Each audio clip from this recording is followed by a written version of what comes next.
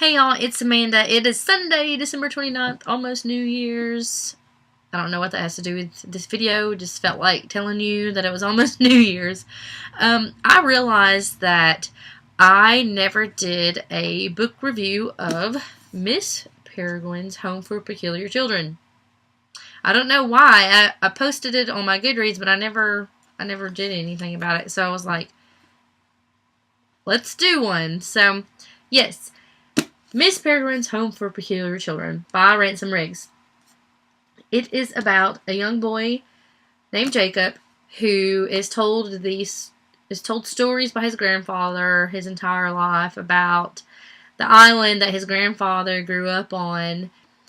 And on the island there were other children. It was an orphanage, and these children had gifts. Peculiar gifts, as you can see right there. Anyway, and of course he thinks that they're just fairy tales because some of the stories is about a levitating girl, a girl who can create fire with her hands, an invisible boy, just all of these different abilities, almost like superheroes in a way, is what made me think of superheroes when I was reading about them. And his grandfather becomes what they think is, maybe he has like Alzheimer's or dementia, or he's just, he's old, he's slowly losing his mind because he becomes paranoid, and he stays kind of locked up in his house. And he calls Jacob one day and is panicking about, he thinks that there's these monsters after him. So Jacob goes to his grandfather's house, and he finds his grandfather. He witnesses his grandfather's death. And when that takes place, he thinks that he sees a monster that couldn't possibly exist, a creature that couldn't possibly exist in reality. And he slowly begins to wonder if his grandfather may have been onto something. And his parents, of course, think that Jacob has lost his mind because he's believing all of these stories that his grandfather had told him. And Jacob has a good reason for thinking that the stories are true because of what he saw and because of the pictures that his grandfather carried with him throughout his life and showed Jacob. So I will show you some of the pictures. That's another thing about the book. The pictures are actually in the book. So, like, here is an example. Here's the levitating girl right here. And then this here is the invisible boy. You can see he doesn't have a head. And I'll show you another one because I think these pictures are pretty cool. And here's a boy who can lift a boulder over his head. And then here's another boy who has a mouth in the back of his head. That's just kind of creepy. But, so Jacob has good reason. And his parents send him to a psychiatrist.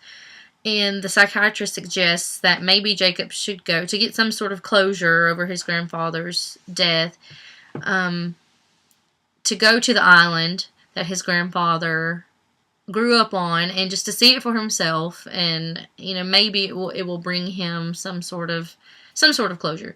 So he goes to the island, and that's when things get interesting. He finds out that there was a home for peculiar children, that these children actually did exist, and he actually travels through time to find out about the life that his grandfather held or had at this home, and that Miss Peregrine was also someone who had an ability. So that's pretty much, I think I've given you a little bit too much anyway on the story, but that is the basis of the story. Getting into my review of it, I really, really did enjoy this book. I believe on Goodreads, let me check fairly quickly, because I can't remember, it's been that long. I gave it 4 out of 5 stars, and I probably would have given it a 4.5 if Goodreads gave me that ability to do it, just because I thought it was a very interesting concept. I really enjoyed all of the characters. I really thought Jacob was great. I liked Miss Peregrine. she was just a, reminded me of like a, I mean, she was the caretaker of all these children, and she was stern, but she was also very loving. I like the character of Emma, who was Jacob's love interest, and she was a very cool girl. She's very strong. She was the one who could create fire from her hands, which was a really cool ability. And she's just a very strong girl. And there was a few other characters in it, like Millard. He was the invisible boy. And let's see who else. I can't remember their names. I'm terrible with names, but I do remember them. Oh, and here's a picture of Emma.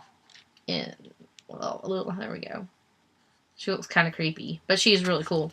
So yeah, I thought that putting the pictures in the story, you can see, there's pictures all through the book, and they're the old kind of creepy pictures.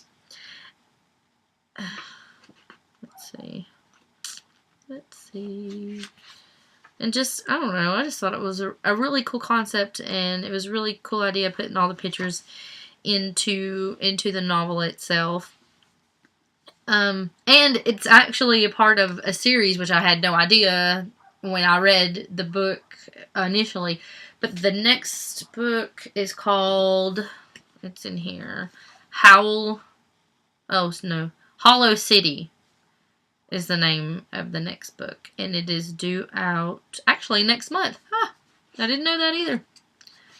So yeah, if you haven't read it yet, and you like books like that are sort of fantasy, superhero type books, time travel-y kind of books, then you probably will like it. I guess the only thing that I didn't particularly care for, and I know that this is just me. This is the parent in me too. The only thing that I really didn't care for too much in the book is that there was profanity in it. And it's not all throughout the book, but there are, more places than I felt comfortable with, with this being a young adult novel. I know that if it were my child, that I probably wouldn't let them read it if they were younger than 16, just because of things like that. Other than that, it's a really good book, and you should give it a try. Really should, if you haven't. Can't wait to read the second one. I am currently reading, for our book club, we're doing The Fault in Our Stars. I haven't gotten that book yet. I haven't started it yet. I really need to get started on it because I have less than a month to read it. And I'm a really slow reader, but I am looking forward to it. While in the little break that I had between The Book Thief and then The Fault in Our Stars, I decided to pick up Cassandra Clare's The Mortal Instrument, City of Bones. This is the first book in the City of Bones series, and if you've read them, you already know that, but I'm about, as you can see, I'm almost finished with it, and I will be posting a review of this when I get done. I'm liking it so far. At first, I was just kind of like, but as I got into it, as you can tell, I'm like really starting to, I'm on page 229, so yeah, I'm about halfway there, and so far, I'm liking it. I didn't really too much care for Clary at first. I was like, oh, she's being a little brat.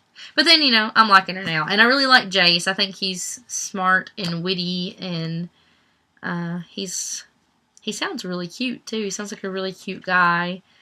And, yeah, I'm liking it so far. Yeah. We will see. I'm trying to do a review halfway through the book. I'm not going to do a review, but I will after I am finished. But, yeah, so far I'm liking it. Next is City of Glass. Or is that no? Book 2 is City of Ashes. City of Glass is book 3. You probably hear my dogs fighting out there.